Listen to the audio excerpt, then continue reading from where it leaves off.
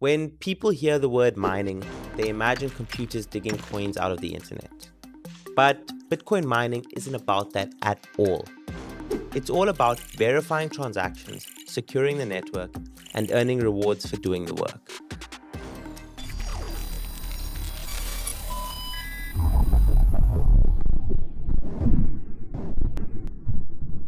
Welcome to part 2 of our 3-part Bitcoin mini-series.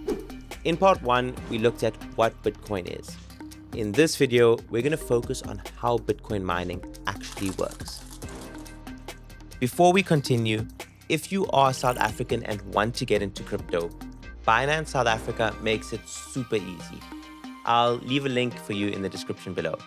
Now, let's get back into mining. To explain this properly, we're going to use a simple analogy, the game Battleship. You remember the game we used to play when we were kids, where you guess coordinates and try to sink ships without knowing where they are? Bitcoin mining works in a similar way. Quick disclaimer, this is a very simplified explanation. Real mining is far more complex, but the core idea stays the same.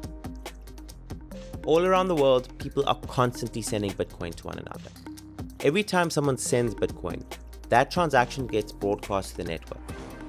But it doesn't become official immediately.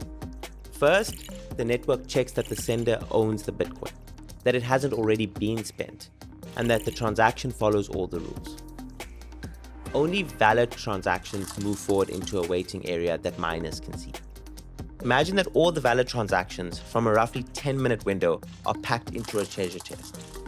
Inside are the transactions, the fees users paid, and a reward of newly created Bitcoin. That treasure chest is then hidden somewhere on a massive grid, just like hiding a ship in Battleship. Miners use powerful computers to make millions of guesses every second, trying to find the correct location. Most guesses miss again and again, until one miner finally hits the right spot. When that happens, that miner earns the right to add their treasure chest, their block, to the chain. And by the way, that chain of treasure chests is literally where the name blockchain comes from.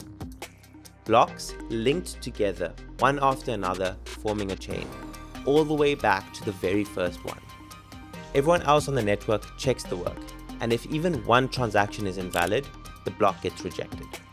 But if everything checks out, the block is added, the transactions become permanent, and the miner earns the reward plus the fees. This process is what keeps Bitcoin secure.